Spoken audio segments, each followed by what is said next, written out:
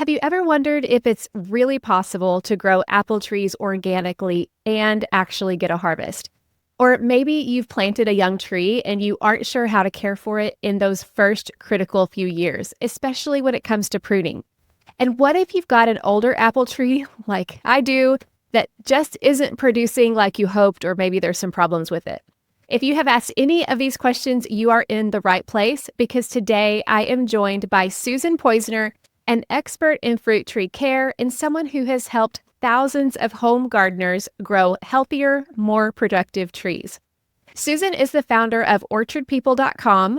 She is a certified arborist, and she is the author of Fruit Tree Pruning, Grow Fruit Trees Fast, and more. She brings both the science and the hands-on experience to help make growing fruit trees feel a lot less intimidating. I'll tell you, I have learned so much from her just by talking to her and starting to read her book, and I already know what I want to do with my trees that I already have and more that I plan to plant. And in this episode, she's going to share with you. She's going to walk us through exactly how to care for apple trees in particular, from organic strategies through actually working on your trees and knowing what your fruit tree needs, in particularly its first 3 years. And we'll also talk about how to revive an established tree that might be struggling. I can't wait for you to learn from her, and I think you'll come away with a whole new confidence in your apple growing journey.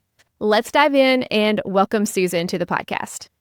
Before I get started in this conversation with Susan, I just wanted to let you know that today's episode is in part sponsored by Organic Rev. If you've heard this podcast before, you know how much I enjoy using Organic Rev, especially at planting time. But as we go into the season, I'm also using it throughout the year. I will take an ounce of Organic Rev and mix it with a gallon of water, and I'll water my plants with it throughout the season. The great thing is that a couple of applications throughout the season is all that is needed. And Organic Rev is shelf stable. Just don't leave it out in the heat too long, but you can go ahead and mix up a gallon and use it as needed. I particularly love it for my container plants, but I also use it for plants in raised beds, especially as we head into the hotter weather. So check it out for yourself. Go to organicrev.com, and don't forget you can use my code Jill10 to get 10% off of your order. Now let's jump into my conversation with Susan. I have to ask this question that I think everybody asks if they've done any kind of research on fruit is it possible to grow fruit organically? It is absolutely possible. It is possible. I mean, if commercial growers do it, we can do it too. But we can actually do even better. We can grow our apple trees organically and naturally. So commercial orchardists don't have time to do some of the little loving things that a home grower can do. And we can talk about this in the interview today. But it is absolutely possible. People have done it for centuries. We can do it too. Yeah, but when I was looking up information on my local extension website, and I just got overwhelmed because basically if you look at all of the guides, which I'm appreciative of, but it's almost like, yeah, you can try to do this, but you're really going to need the big stuff. So for you, I'm sure that you've had to do some workarounds where it's not just a matter of I'm going to choose the Gala apple because that's what I get at my grocery store, but you have to make some other decisions at the outset, even with choosing the right tree? Well, when I first started growing fruit trees, I was so naive. And I really had no idea this was going to be difficult. I thought it was going to be easier than growing vegetables because you plant it once and it comes back year after year with harvest. And like many of your listeners maybe, I then try it and start finding, whoa, fruit tree diseases, poor production, all sorts of issues. Like you, I go online and I try and find stuff on it, and it's like I'm so confused. If I see the extension service stuff, it is so much. There is so much. I did not want to use chemicals. But remember, those are designed for people with orchards with thousands of trees, not 1 or 2 or 10 or 20. So that really wasn't designed for me. And then if I was looking at YouTube videos or whatever, the equivalent, looking online, there was all sorts of conflicting, information. So my job, and my background is as a journalist, was to fight through the noise and find out what is the minimum that I need to do to keep fruit trees healthy and productive. That was my first question. What's the minimum? I have other things that I want to do. Mm-hmm. And so a few things came forward. The first you mentioned, I'll mention two and we can dig into them. The first was I had chosen the wrong trees. You can choose easier to grow trees. And the second one was pruning. If you don't want to use sprays, fruit tree pruning is the most powerful way to keep your fruit tree healthy and productive. So we can go into the science of both of those things. But that in general is what I learned. Dive a little bit deeper into choosing the right tree because you're in Toronto, Canada. I am in Arkansas. You and I have completely different growing zones. And so what grows well where you're at, or maybe is more disease prone where you're at, is maybe different, although we do have similar diseases. But how would you and I, who are different places, how would we go about figuring out, okay, what grows best in Toronto? What grows best in Arkansas, considering the diseases that are present in our location? All I can say is I wish this podcast existed 15 years ago when I planted my first fruit tree, because I didn't even think about those things, right? I went to the library and brought out books on growing fruit trees. And I go to the park supervisor, this was a community orchard, and I say, oh, I want this apple tree and that apple tree and that apple tree. And he said, oh, I'm sorry, Susan, I went to the garden center. They don't carry any of those apple trees. Only later did I realize, oh, these trees don't grow in all different zones. I have to know what my climate zone is and what tree is appropriate for my climate zone. So that's the first thing. You need to know where you live and what trees will thrive in your area. So plant hardiness zones are definitely the first step. They're the first thing you're going to look at. You want to know what your zone is and to choose something that will grow and produce fruit in your zone. And that's like, you think it's a no-brainer, but you can go to your local garden center and find, let's say, Honeycrisp apples that need a cold winter. And you can probably buy it and plant it in your backyard, even though you're in a warmer climate. So even the garden centers don't necessarily think about that. But that is the first step in probably a 6-step process as you walk through to choose the ideal fruit tree for your unique environment and your unique needs. So let's say you find, here's what I do when I teach a class on this. I give out fruit tree nursery catalogs with all the information and I say, okay, guys, without even telling them about plant hardiness zones, I'll say, okay, pick 3 trees that will grow pick 3 trees you would like to grow, and they'll pick maybe an apple and an apricot and a cherry tree. And then we look at climate zones. Is it an appropriate climate zone or plant hardiness zone? And maybe the answer is yes, and maybe the answer is no. If the answer is no, I say go back, look again, and pick only trees that are good for your plant hardiness zone. They do it. They're back. So we're all good. They have an apple, a cherry, and a peach tree, let's say, that grows in their climate. Fantastic. The next thing I say is, okay, guys, will those trees produce fruit? And I teach them about cross-pollination. And then they start to realize, whoa, some fruit trees actually, if you plant them, you won't get any fruit unless you have a partner tree that they can cross-pollinate with. So the peach tree, let's say, was fine. Let's say it is a self-pollinating tree. But the apple tree, most apple trees are not self-pollinating. You have to plant them with a partner tree that flowers at the same time and that is compatible. That is not the same cultivar. So a gala with a gala will not produce fruit. So I explain that to them and they go back to the catalog and they fight their way through and they're like, okay, I know what I'm going to do. I'm going to do 2 apple trees and they cross-pollinate this one and that one, like Gala and Golden Delicious, and the peach tree, which is self-pollinating. Yay. And I said, great, that's fantastic. And now let's take it a step further. Which are the easier to grow trees? And that's probably what you're going for here. There are some trees that are much easier to grow because they do not get diseases, the common fruit tree diseases, as much as other trees. The apples we get in our supermarkets are yummy and tasty. They look great. But the problem is they're meant to be grown in, big farms and big orchards where they're treated with fungicides and pesticides. We don't want that as home growers. So you probably don't want to grow Honeycrisp, a very difficult apple to grow, or even Gala, or Macintosh, comes from here, comes from Ontario. There are other varieties that are resistant to the common diseases that we get, whether it's rust or fire blight, or there's a whole load of different diseases. So what you need to do next is find out what diseases are common in your community, go back to your catalog, and find apple trees that are resistant to those diseases. Powdery mildew, for instance, maybe that's a big problem. Make sure it's powdery mildew resistant.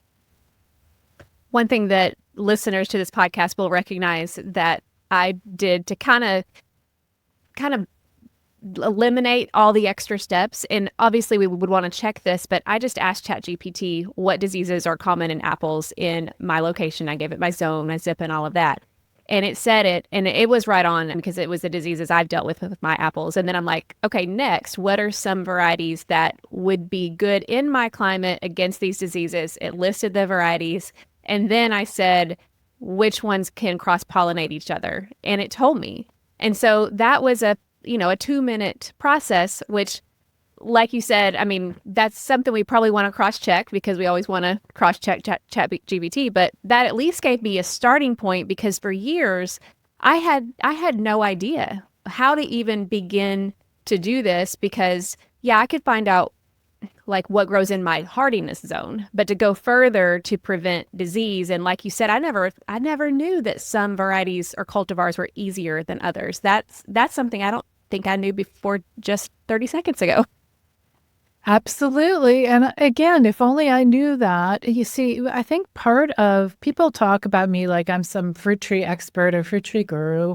And I'm somebody who's just learned from making a lot of mistakes. And I would love to help you guys not make those mistakes.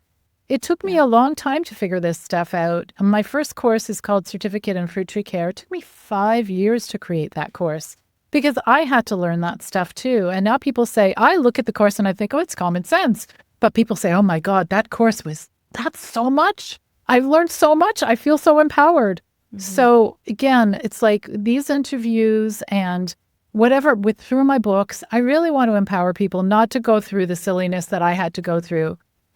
Probably in previous generations, they knew a lot of this stuff, or from generation to generation, they teach them pruning and they wouldn't be using fancy cultivars that you could grow in a different climate because that's not what they did. They had their local cultivars. So yeah, this is really empowering information. If you can choose the right tree right from the start, you are sailing. You're doing good. Then the next thing you need to learn is pruning. Okay.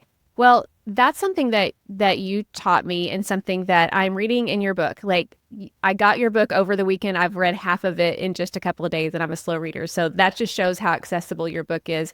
And side note, one thing I really appreciate about your book is that you just don't give me the how to, but the why behind it. And so I feel like I will be able to make a more informed decision as a gardener. And I wish I'd had this before I planted my first apple tree in 2019, or I wouldn't be dealing with the things I'm dealing with now.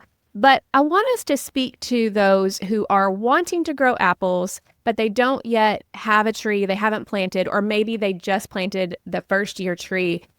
You talk about needing to take some steps in just year one to set up that tree for success. Can you walk us through what should a gardener do and expect in year one? Absolutely.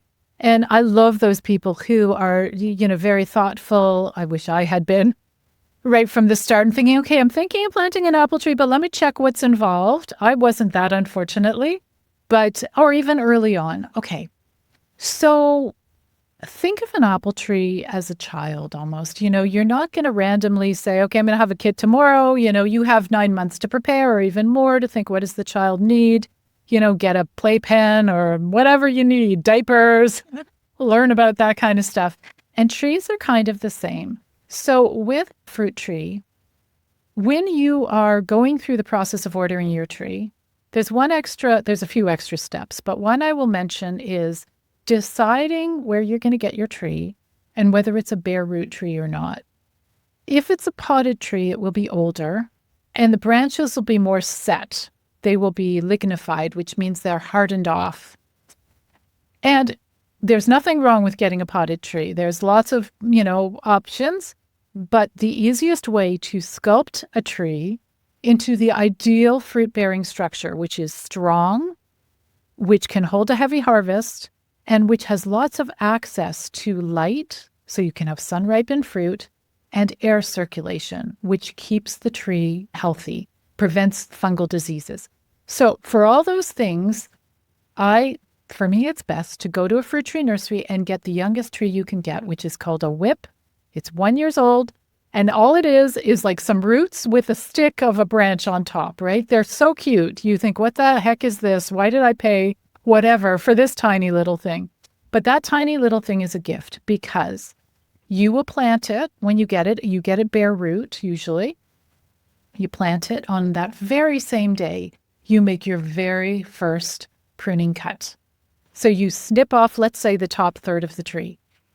And by doing that, you are actually instructing the tree. You're helping to coach the tree and tell it where to put its limited energy. So fruit trees and all trees store their energy in their root system during the dormant season. So it's a dormant tree you've got. Dormant means winter or whatever. So it's got this limited amount of energy, and now you've cut off the top third of the tree. So let's say this tree had 10 buds. You cut off the top 3 buds. So now with its limited energy, it can then give each bud more energy. So those buds are more likely to create shoots. And those shoots we will choose from in order to start creating the structure that we want for our tree. Often fruit trees can either be a vase shape, or a goblet where you've got the trunk and then sort of like a vase on the top, or central leader, which is sort of triangular Christmas tree shaped. Both are fantastic for light penetration and air circulation. So your easiest cut ever will be the day you plant your bare root tree, 1 snip, and then it's off to the races. The energy from the root system, when the spring comes, when it comes out of dormancy, it'll be like, wow, I got a little more energy for my remaining buds. And then boop, you get your options. And then the following year, you're going to choose which side branches you want to keep, which you want to remove. And each year, you will be pruning out completely and totally healthy branches. And that's where everybody gets stuck. Why am I pruning out healthy branches of this tree? Why would I do that? That is a horrible thing to do, I thought to myself, right? I understood, yes, of course, you need to remove dead and diseased branches. Why would I remove healthy branches? Because I want to help my child, this tree, grow into a strong, strong structure, resilient on a windy day. It can hold a heavy harvest, and it gives lots of access to sun for proper ripening, drying out the canopy, and for air circulation to keep the canopy nice and dry. When you said that your first cut is the easiest cut, I kind of chuckled in my mind because, from a sheer standpoint of snipping it, not hard. But I'm not sure that a new gardener who doesn't know what he or she is doing is thinking that's easy, because you're saying, I just have this little stick and you're wanting me to cut it even more. And then you're saying in further years to cut more healthy branches. I think for those who don't understand the why, which I know you have started to talk about, but I'd like for you to dive a little bit deeper into it, because I think if we understood the why even more, I think it would make that where we're not tempted to cut corners. If we don't make that first pruning cut, and if we don't thin out some healthy branches the next year, what will happen? Absolutely. Okay, here's what would happen. Let's say you decide to plant your tree and you're like, okay, this is not that important. I'm not going to prune it from year 1. I'm not even going to prune it at all. Hey, these trees grow in nature. They'll be just fine. Well, the first thing you need to know about fruit trees is fruit trees, as we grow them, don't grow in nature. They are grafted trees. They are 2 trees fused into one. You're taking a clipping from the tree that you want the fruit from. So if it's a gala apple, you're taking a clipping from a gala apple tree, just a little snippet of a branch. And you are grafting or fusing it onto a rootstock, which will determine a lot of things, will help with disease resistance, will help with keeping the tree small rather than a big, huge tree. So these are not trees you find in nature. But let's say you were to let it just grow. what happens is the tree produces branches wherever it wants to produce branches. And what you often get is a mess of branches that are all tangled up together. So when it's dormant, you see a bunch of tangled branches and whatever, you think, okay, the air can grow through. It's fine for air circulation.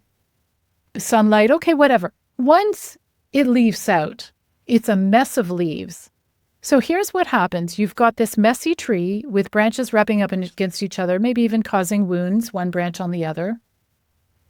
You get a dark canopy so that if there are fungal diseases, like rust or whatever other, powdery mildew, and the disease blows into the neighborhood, it blows into your tree's canopy, and then it rains one day, the canopy will never dry out. It takes days for it to dry out because there's no access to sunlight and there's not great air circulation. So the fungal spores love it. Air is a big party for them. They're like, I'm going to stay in this tree's canopy and I'm going to reproduce and I'm going to make this tree sick because this is a great environment for me. So let's contrast it. Instead, you say, okay, I'm going to take an hour or 2 hours, read Susan's book or watch a couple of videos and learn how to prune a fruit tree and structure it correctly. Then what you have is totally different. You have a structure where every single branch has tons of access to sunshine and air. So that when it rains, the rain falls, yes, it lands on the branches and the sun comes out and it dries up those branches. Boom, no fungal spores. They just won't survive. Or, it rains and because there's not a lot of branches and leaves, making the space all dark and damp, the fungal spores, they don't want to stay there. This is not their ideal environment. You are taking the environment away that the fungal spores like. And by the way, I think 80% of all fruit tree diseases are fungal diseases. So by doing this one thing or two things, choosing a disease-resistant fruit tree, apple tree, and there are lots of different ones to choose from, and two, pruning it into a beautiful structure that will make it strong and resilient, and that's another thing, and protect it from disease. And I just also want to say strong and resilient. Here's another thing that can happen if you don't prune your tree, especially with apple trees. You plant the little tree and you wait, and it doesn't grow very much. And it's just like, man, this thing is really not wanting to grow. Apple trees, certain varieties are fast growing, but many of them are quite slow growing. By pruning the tree, you are speeding up the process because you're giving that tree fewer branches to support. You're saying, listen, buddy, I don't want you to have to support 10 branches. Just support 7 and make them good ones. That's when you're removing entire branches. And there are times when you're pruning where you're shortening a branch. Even that, by taking a couple of buds away at the end of the branch, you're allowing that branch to beef up, to get a little bit stronger. I'll just tell you a quick story. In 2013, we had an ice storm here in Toronto. It was terrible. The biggest trees were falling over. It looked like a disaster area. And our trees at the time were, 5 years old or something, and we had pruned them correctly from year 3 probably. Like we started late because we didn't know what we were doing. Anyways, we went to the park to see, oh my gosh, how are our trees? Not one broken branch. Because these trees are designed to hold a heavy harvest. So ice, no big deal, not a problem. And that's the kind of resilient tree you want. Wind, they are resilient. The pruning that you are doing is helping them to beef up and be strong. Now, one thing that I've heard and seen a lot was with peach trees, you want that vase shape or the goblet, like you mentioned before. But apple trees, you want the central leader. But you say that that's not necessarily the case everywhere, that you could also do the vase shape for apple trees. Are there certain climates where that is preferable? Yeah, actually, in North America, central leader became, quite prominent because for various reasons it was easy to teach, or it felt like there was more room for fruit. Maybe you can get more fruit, especially with apple trees, on the central leader structure. However, saying that, for centuries, since, ancient Roman times, people have been using that vase-shaped structure for all sorts of trees. I also know that in the United Kingdom, in England, They still use the vase shape structure. This is not, second fiddle. They still like it very much. In damper climates, that is probably preferable because instead of having 3 layers of branches designed not to shade each other out with a lot of space in between, and that's the central leader triangular structure, instead of that, you've got just 3 to 5 branches. Only 3 branches with some of these structures. 3 to 5 branches. They don't touch each other. They don't crisscross. It's almost like it's a plate. If you're looking from the top, it looks like a plate, but it is more a bowl. And for rainy climates, that can be preferable. Either is fine for apples.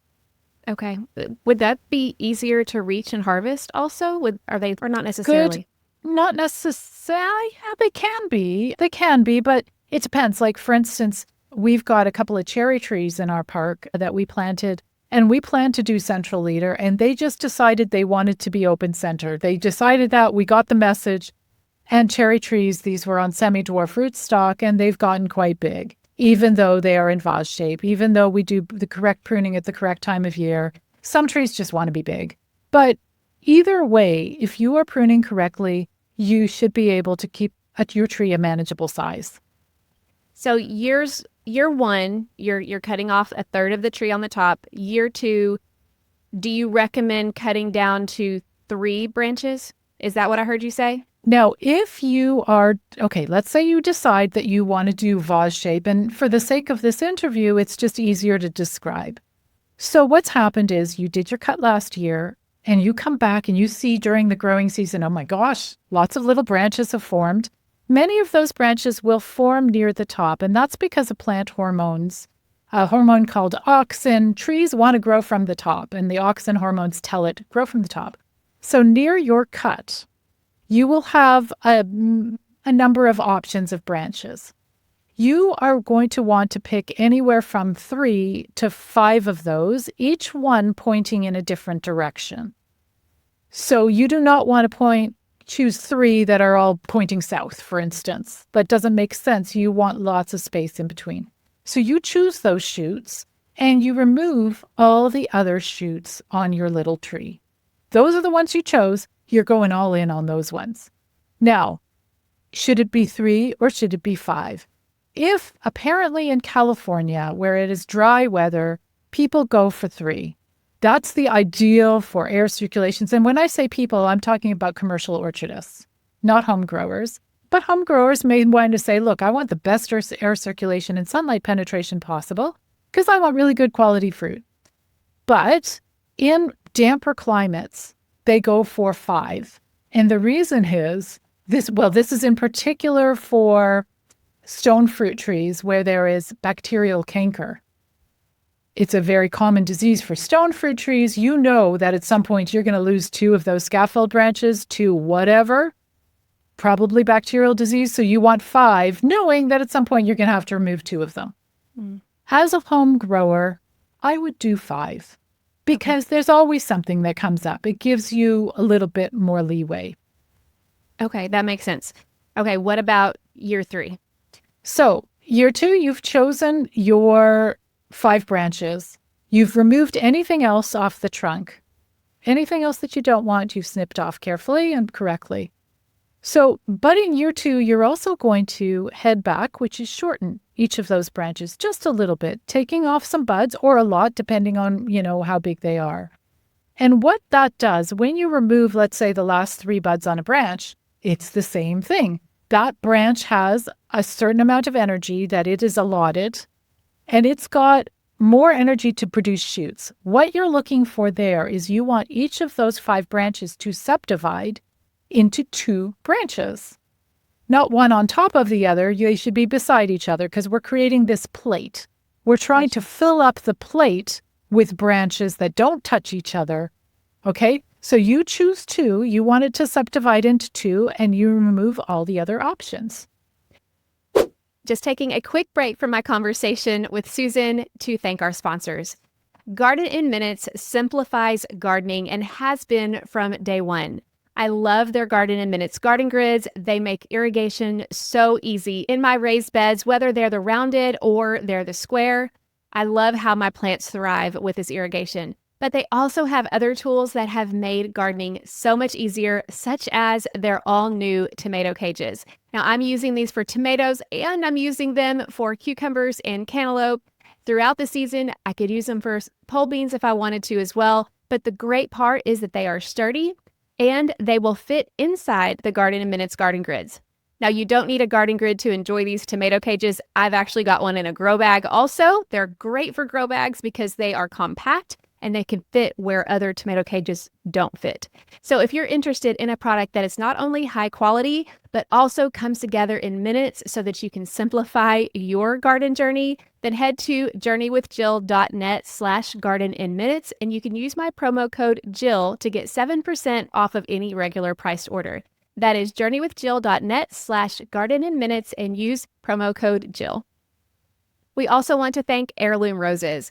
Heirloomroses.com has over 900 roses to choose from and hundreds of perennials and bulbs to complete your garden dreams. Heirloom Roses only grows own root roses, which have higher disease resistance, they're more cold hardy, and they're always true to variety. The best roses start with the best roots, which is why they only propagate own root roses. They also have the largest selection of own root David Austin roses and new Brad Jalbert roses. And if you're new to growing roses, you can get helpful tips, how-to videos, and all the amendments you'll need at heirloomroses.com. And Heirloom Roses is offering listeners to this podcast 20% off any rose order through September 30th. So go to heirloomroses.com and use the promo code BEGINNER20. And as always, you can get the links and the promo codes in the description of this episode. Now back to my conversation with Susan. So are you saying that the heading cut is going to make that one branch split? Yeah. That heading cut in year 2, every time you are removing the top buds on a branch, you're energizing the other buds that remain. Okay. Kind of like what we talked about before, but it has to do with the plant hormone that's at the end of the branch. We won't go into too much detail with that, but that's what it does. And so you are encouraging that. It's called bifurcation. Bifurcation, weird word, but you want this one branch to divide into 2. So in year 2, you've chosen your 5, you've headed each one back. Now, year 3, let's see what you got. Those 5 branches will have other lateral branches coming off of them. You don't want those. You'll snip them off. Those 2 branches will grow. And once each of those branches is about 32 inches, like you need to leave some space in between. Apple trees will take longer to fill out the space. Stone fruits are quicker, like peaches. But you need another 32 inches, and then you will allow it to and encourage it to bifurcate again, to again divide into 2 branches. So ultimately, within 3 years, it's called the formative years of pruning. And this is where we're going here. Within 3 years, do 2 hours of reading to learn how to prune your fruit trees. Within 3 years, you will have the perfect structure for your tree, and your job is just maintaining it. And I promise you, if you're anything like me, you will miss the formative pruning because there's not much to do. You're just cleaning it up and you're like, hey, the creative part is gone. I best plant another 3 trees so I can have some more fun. Yeah, it's really fun. It sounds so organized when you're saying that. It sounds so much easier than what I've been doing. Yeah, I've been there, sister. I did it. So speaking of bringing it back to me, who has had apple trees since 2019 and don't look great. And I've tried to prune. I pruned last year. This year I didn't get around to it yet, but I plan to, especially after reading your book. But what if someone who's listening does have an older tree like I do and they didn't do everything right to begin with? What are the options for us? I love pruning older trees that have been neglected because here's the deal. Once you know the science behind pruning, what happens when you shorten and remove a branch, all the science. Okay, so it starts to get intuitive with the science. And then those 2 structures. There's the central leader and then there's the open center. And here's what I want. I want clear and good air circulation. Then you go to an old tree and you think, wow, there is no structure here. Mm-hmm. But you look up into the canopy and you say to yourself, is there air circulation? The answer is going to be no. Then you say, what is one cut just a single cut that I can make that will open up air circulation. And you are, with an older tree, allowed to, it's safe to remove up to 25% of the living canopy. So let's say this tree has, 7 main scaffold branches. It's divided, the trunk is divided into 7. It's really crowded. Each of those branches has sub-branches and lateral branches. It's a big mess. If you look up into the tree, there will possibly be one of those big branches that if you take that one out, one cut, you've just cleaned up the whole center of your tree. The following year, you remove another one in another congested area. And over 4 years, you can bring this tree back into a really healthy state. You will also be improving the quality of the harvest. And that's the other thing I want to mention. When you prune your tree, it's not just the health of your tree. When you're removing healthy branches, when you are shortening the branches, you're giving that tree more energy, not only to grow into a wonderful, strong structure, but also to channel that energy towards the growing fruit or fruiting buds. So people say, oh, my tree, I must have chosen the wrong one. It has terrible quality fruit. But that's not why the fruit is terrible quality. It's because you haven't pruned it annually to channel the energy into the fruit. It's all logical. It's all science. And your tree is trying to produce fruit for you, but it just needs a little bit of a partnership. It needs you to help it. It's teamwork. So the pruning itself, what I'm hearing you say, it's going to help the tree put its energy into making better quality fruit rather than more numerous, mediocre, or not great. Absolutely. So those people who say, well, fruit trees, they grow in nature. Okay, they're a grafted tree, but still, you can take that fruit tree, put it out somewhere, don't water it or whatever, and you will get more fruit, possibly, from that tree. But it will be, especially for apples, it'll be hard and bitter and not good quality and not properly ripened. Great for wildlife. Yeah. Sure. Not great if it's got disease, because it's bad enough that that tree is diseased, but disease blows from one tree to the other. And so if there are neighboring trees nearby, you've just brought this disease and pathogen into your community, and it'll spread to all the other trees. Not a great experiment to do on the whole. Better to just learn how to prune, have really nice quality fruit. And just the fruit trees are so generous. They can give and supply us with beautiful food for years to come. They just need a little bit of loving. Yeah. Well, there's so many other questions I could ask you, but in the interest of time, I do want to get to some questions that some people asked me on Instagram. I posted a story and I said, what questions do you have about growing apple trees? And I got so many good questions that hadn't even made it to what I wanted to talk to you about. But I thought these are such great ones. And I thought we could treat it sort of as a rapid fire, like quick answers, because I think that your answers to these questions will help all of us because they're what we've all kind of dealt with. So the first one I want to talk about is about the fruit, because you just mentioned fruit. And I think that this is what happened to my apples last year. I have had trouble with the disease, but I actually had a lot of apples last year. But this person said, last year I had 140 apples, but squirrels got 136 of them. So what, and I think that's what happened to mine, because they were just gone one day.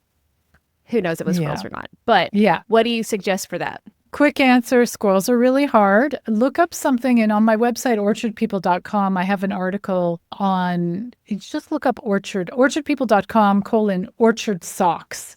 You can actually slip little nylon sockettes on the apples. Now, it protects primarily from codling moth, apple maggots, and whatever. But squirrels take a bite and they're like, ugh, this tastes like pantyhose. No way. So orchard socks are one option. Netting, some people sew netting to cover the individual branches. If you're a sewist, you can get insect netting and do a tie at the end and tie it onto the branch, and the squirrels won't get those ones at least. So those are two options for you. Okay. So basically protect your fruit individually or by branch. Okay. Yes. Speaking of protecting, one person asked, how do I protect apples from bugs without using pesticides? And again, on orchardpeople.com, I have, a really good article on that. But I guess quick answer is, 1, clean up the fallen and infested fruit When you see there's bugs in the fruit, take the fruit right off the tree. Don't waste your time growing that fruit. Pluck it off, put it in a bag, put it in the garbage. Do not put it in your compost. Because if this fruit, or at the end of the season, if you leave the fruit scattered around the bottom of the tree and it's got baby pests in there, then it's just going to come back twice as strong or 10 times as strong the following year. So meticulous cleanup is really a great way to help prevent it. Okay, what about this person asked about borers? I don't know about borers for apple trees. I know I've heard about them for peach trees, but she asked, or he asked, how do you know if you have borers and what do you do if you have them? You know if you have borers because what you see is hole in the bottom of your tree where these little insects come in. I have had an experience in an orchard that I helped out in. And when you feed your tree and mulch it, and that's a different podcast perhaps, but when you're mulching your tree, make sure the mulch does not touch the trunk of the tree. You want an empty circle around the tree. Because what happened in this particular situation is the insects got into the mulch and they loved living in there. Then they went straight in and made a hole in the tree. And then you can see that they're weakening the tree. When you take down the tree or when the bark falls off, you see paths in the wood of the trunk. But if you see holes in your tree, and like sometimes you'll see things like, wood shavings or something, it looks like, that means you have borers. Kind of like the frass for a squash plant? Well, yes. So when I talked about when you see your apple is infected, that's what you see is the frass, the poop dripping out. You don't necessarily see frass when it's borers, but you do see the hole. And by the way, some people take a coat hanger. If you catch it early on, shove it in the hole and try and spear the guy and get him out. But most importantly, prevention is do not push your mulch up against the trunk of the tree. Is there anything else you can do to prevent? Like, I don't know if people paint their trunks or anything like that. We paint our trunks, and that does deter, maybe not borers, but it deters climbing insects. We paint our trunks with a mix of white latex paint, like house paint, mixed with water, 50-50. We paint up to the bottom scaffold branches, the lowest branches. And what it does is two things. It prevents insects from crawling up the trunk, but it also prevents sunburn. Believe it or not, trees can get sunburn. And so it reflects the sun. So both in the buggy eyes, they're like, ooh, I don't want to look at this white. And also the sun bounces off. Okay. How soon can you harvest with dwarf, semi-dwarf, and regular apple trees? What's a good expectation? Great question. Sometimes the dwarfing trees will produce sooner, but let me make a rule first. If you're growing any tree on any rootstock of any size, please remove the baby fruit for the first 2 to 3 years. We've been talking on this show a lot about how we as the grower are helping our wonderful little tree manage its energy so it doesn't burn itself out. We do not want the tree producing fruit in year 1 and 2 and possibly even 3 because it's stealing energy that tree needs to create its structure, to expand its root system. So remove the baby fruit. After maybe in year 3, depending on what kind of tree it is, maybe year 4, but let's say year 3. I'm a bit harsh with these things. So let's say year 3. Allow it to fruit, but you're again going to, instead of removing the baby fruit, you're going to be thinning it out. Look at the branch and say, how much weight can this branch hold? And only leave the right amount of fruit for that branch. So apple trees often have their fruiting spurs in clusters. So you'll have a cluster of 5 apples, a little cluster of little apples. Leave one. Leave the biggest one, remove the others, and make sure that they are spaced along the branch so that they will not squish and push each other, out. Yeah, that's very intuitive. Okay, what would cause the bark to peel off the branches? Sometimes it's a cultivar thing. Sometimes I've noticed that with our apricot trees, they do that. I have not seen that with our apple trees. I don't have every single type of apple. We've got a very small orchard. So that's one possibility. But if it does happen, take a picture and share it with me. I would like to see, because there's not like one disease that comes to mind. It's like, oh, that's the apple, branch peeling disease. So yeah, I can't think of anything other than a cultivar thing. Okay. Two more questions here. Well, actually three, but how much watering and fertilizing should someone expect to have to do? Watering depends on your soil, depends on your climate. Just remember this, fruit trees do not like wet feet. Mm. So they need water. So fruit tree roots are where the nutrients mostly come in, and they don't have teeth. They can't chew. So they have to take in nutrients in liquid form.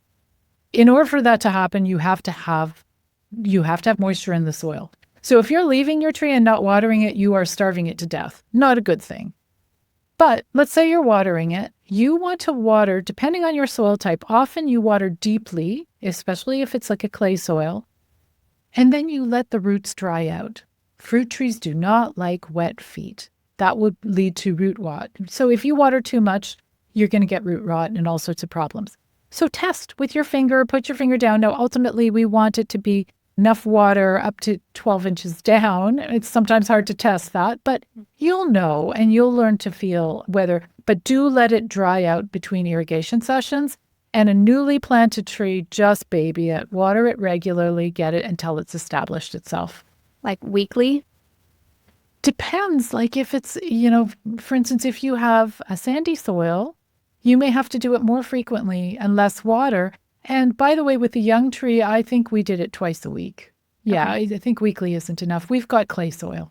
Yeah, it's hard to answer that question, even when people ask me much do I water my garden, and I'm like, there's so many variables that's hard to ask, but it's hard to answer, but it's still a relevant question because we want to water it the right way. Okay, what is the best time of year to spray them if you do spray, even organic? And again, the question is, what are you spraying them with? So hopefully, I hope you don't need to spray them, because if you've got a disease-resistant tree, you're fertilizing correctly, and let's just throw it out there.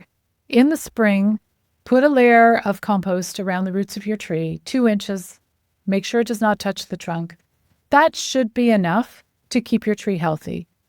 I will also throw in, when you're feeding your tree, do a soil test at some point, just one. Make sure your soil has everything it needs. If it does, you're no problem. If you've got some problems, your soil test will show, because you might as well just know what you've got. Because it could be you have a pH imbalance. It can be fixed. Just know. So the question was, let me go back. I got on a tangent. What was the question? When's the best time to spray? When's the best time to spray? So if your listener is saying, well, I want to spray an insecticide or something, the only spray I think that everybody needs to do is a dormant spray before the spring.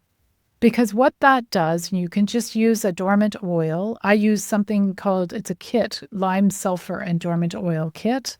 You can't get that everywhere, but just a dormant spray. What it does is it coats your dormant tree, so no leaves, no buds. Buds are closed, everything's closed, and it covers the tree with a layer of oil. You put it in every nook and cranny, every wound the tree has. If the bark is loose, put it under the bark, because that's where insects hide and they lay their eggs, and you're smothering the overwintering insects just with that one dormant oil spray.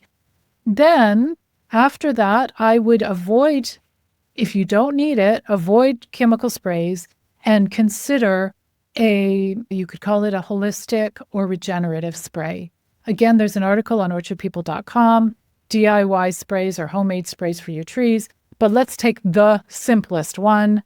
Take rainwater, put it in your sprayer with a tablespoon of molasses. And that's something that you spray on your tree when it's got leaves. You put it on the leaves. You'll see, you put it on the whole tree, you put it on the trunk. It absorbs within minutes. You'll see within an hour or two, the leaves get greener. And it's helping your tree to photosynthesize. And we could have a whole separate conversation on what those things do. But it's not fighting the bad guys, it's helping the good guy. It's helping your tree get strong and resilient. So when the pests are inevitably around, they're not going to pick on this tree. They're going to pick on, like the bully in the playground picks the weakest kid, the one with no self-confidence. Your tree is going to be the confident, strong kid in the playground, right? It's going to be strong because you are feeding it in the correct ways.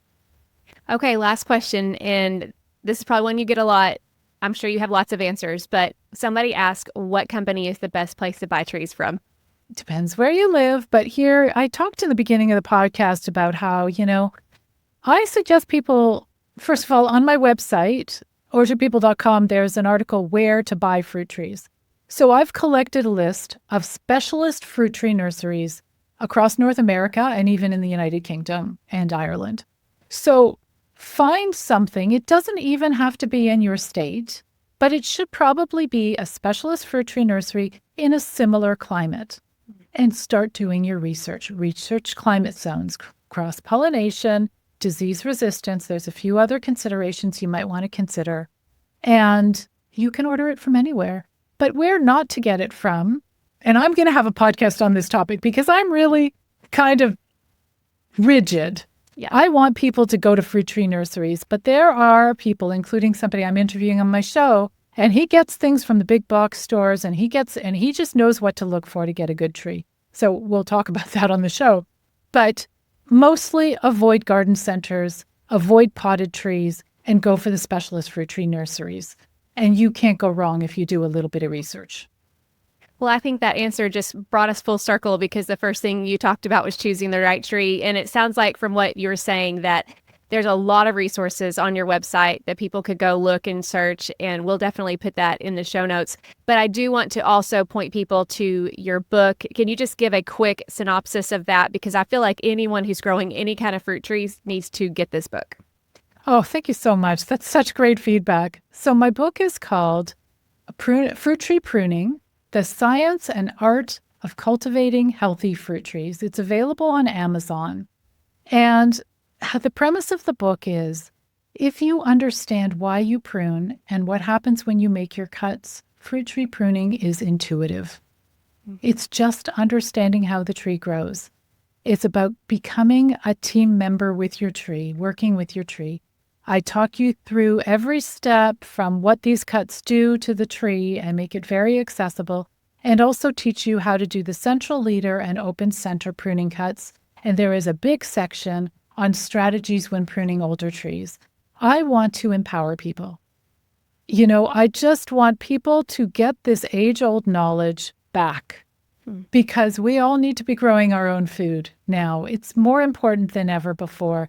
It's healthier food than we can get from the supermarket. It's reliable. It's in your backyard. And one fruit tree can feed your family and your friends and your community. You can't go wrong. So yes, I really hope that your listeners will enjoy it. And thank you so much. You're welcome. And thank you so much for coming on the podcast. I'm so thrilled to get this information from you and to be able to read your book and hopefully revitalize my fruit trees. And I'm hoping to plant a new one and do it the right way. So thank you so much for your guidance. I really appreciate it. Thank you. Take care. I hope you enjoyed that conversation as much as I enjoyed having it. And let me tell you, I do read a lot of gardening books, but I really, really recommend this book. I haven't read it all, but the chapters that I read, I couldn't stop reading. And what I loved about this, and I think what you will really appreciate, is that she doesn't just tell you the how, she tells you the why. And so not only do I learn what cuts to make in pruning, but I learned why. I learned why it's important to prune before the leaves come out, but also why summer pruning can be beneficial, but in a different way. And I love learning the whys behind it because I feel like it's going to make me more informed, more confident, and just making better decisions for the plant rather than just simply a step-by-step guide. I feel like if I can put these things in action, which sometimes it's hard for me because I'm so focused on the vegetable garden, but if I can really focus on the fruit trees that I have, I feel like it's going to make a huge difference in the production that I get because that's ultimately what the goal is, right? I mean, the fruit trees are beautiful, but if they're not producing fruit, that's not the reason I bought them. And I want to be able to have fruit trees from what I have in my backyard. So hopefully you enjoyed this. If you are interested in growing fruit trees, I would highly recommend getting a copy of this book and head on over to her website, orchardpeople.com, and go ahead and start learning from her. And hopefully this will help you in your fruit growing journey. Thank you for joining us today. And next week, we are going to be talking all about what you can do and expect from your garden in June. Can you believe it's almost June? I know. I will chat with you again next week. This episode was brought to you in part by Organic Rev. I hope that you are not growing your garden without a bottle of Organic Rev handy, especially as we head into the growing season and we want to keep our plants as healthy as possible. If you don't have your bottle yet, go to organicrev.com and use my promo code Jill10 to get 10% off of your order.